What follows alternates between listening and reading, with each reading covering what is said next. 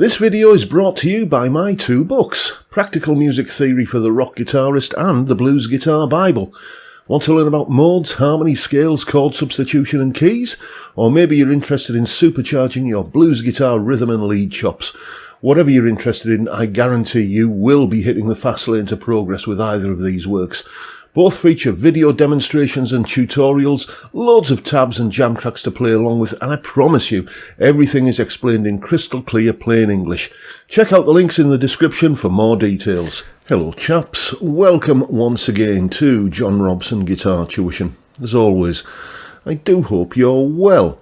Now, one situation that you may find yourself in as a guitar player in a band, especially if it's a band that is doing original material, is you might get presented with a chord sequence by whoever the main songwriter in the band is. Often it's the singer. You may get presented with a chord sequence that, well, there might not be anything wrong with it, but it's nothing that's going to set the world alight, shall we say. And you need to just come up with some kind of part that is that's going to make it stand apart, basically. One great example of this that springs to mind is how Andy Summers took that. I mean, Sting probably turned up at the studio with a song that had exactly the same chord sequence as Stand By Me by Ben E. King, and then Andy Summers did his little magic arpeggio kind of things on it, and it ended up as being Every Breath You Take. They are basically the same chord sequence, those two songs, but Andy's addition to the song is what set it apart. So tell you what, take a little bit of a listen to this chord sequence.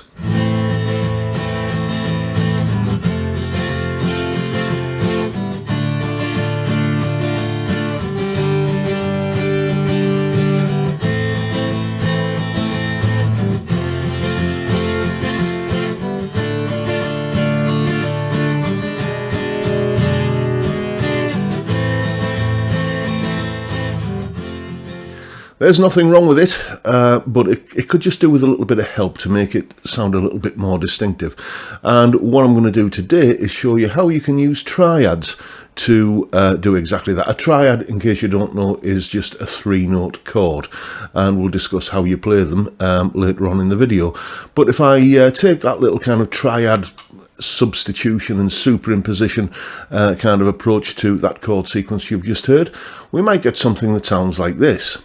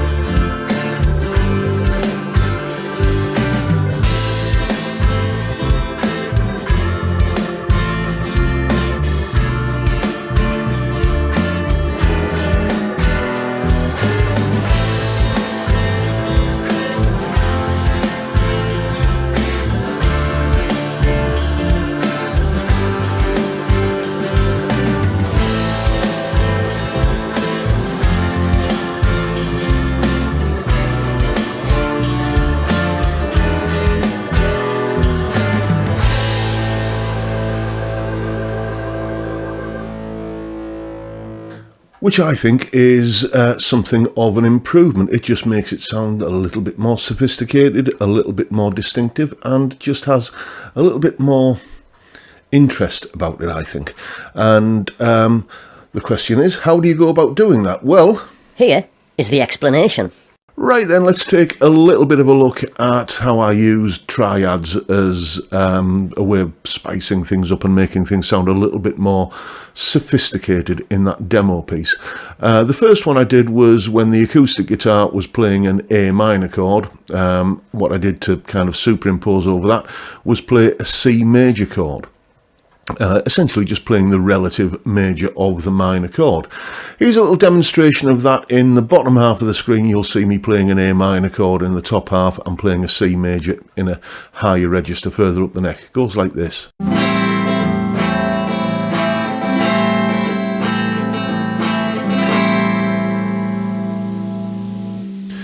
And the resulting sound that you heard there was still A minor in tonality, but it's just got a little bit more sophistication about it. It is in fact an A minor 7th chord. So if you need to create an A minor 7th chord, just play a C major over the top of whoever's playing the A minor. Maybe it's just the bass line playing the A minor, that'll work. And then you can transpose that idea into other keys and, you know, have some fun with it. What if we flip it round though? What if I was playing, if the host chord, if you want to think of it like that, was C major, and then I played an A minor over the top of it? What would that sound like? Well, once again, here's a little demonstration. Bottom half of the screen, I'm playing a C major chord. Top half of the screen, I'm playing an A minor chord. And it sounds like this.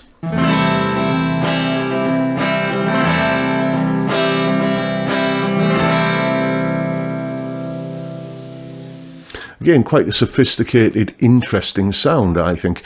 And the resulting sound that you're hearing there is still C major in tonality. That hasn't changed, but you're hearing it now as a C major 6th chord. So once again, you can take that and apply it. If you need to play a major 6th chord, just think, well, what is the major chord that's being played? Oh, C major, play the relative minor.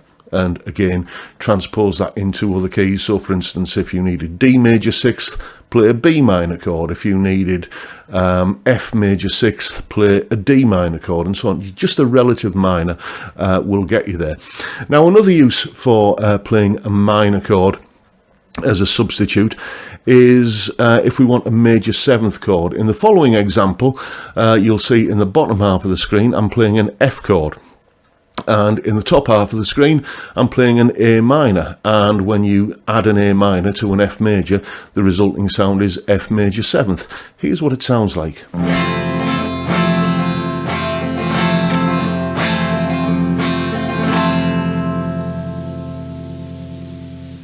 Okay, this next one is one that's been used by bands as diverse as Thin Lizzy in The Boys Are Back in Town, the Beatles in The Long and Winding Road. Loads of people have used this. That the main kind of verse section of How Long by Ace relies on this kind of substitution. If you have like a G or a G7, tends to work best if you've got like a dominant chord, this one, okay, and you just want to give it a little bit more sophistication. That's basically what we're aiming for here.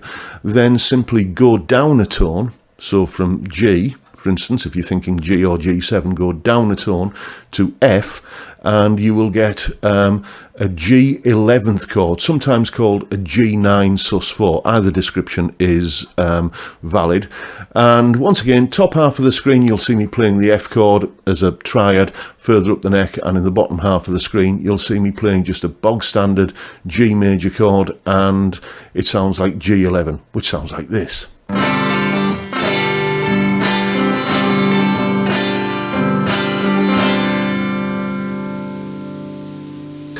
Okay, now the following one is where you're going to have to enlist the help of your bass player. If you have a chord sequence where there is a D minor chord and you're sort of in the key of C major, basically, just to get a little bit technical here, you're in the key of C major, there's a D minor chord in that key.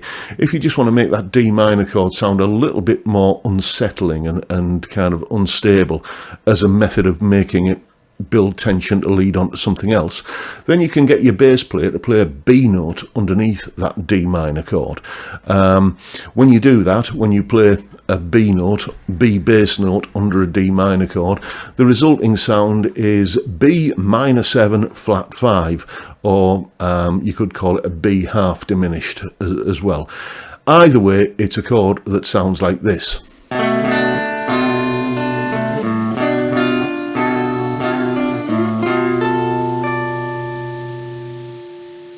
So in the top half of the screen there, I was playing various, kind of versions of D minor going up the neck, and in the bottom half of the screen, just I was hammering away on a B bass note on the second fret of the 5th string on the guitar.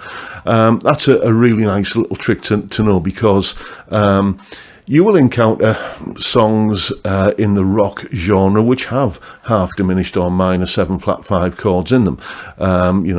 plenty of stuff by Steely Dan. That one chord sequence that Gary Moore kind of used many times over for Parisian Walkways, Still Got the Blues, The Loner, and a bunch of other of his kind of big weepy ballads that he played always have minor 7 flat 5 chords in them.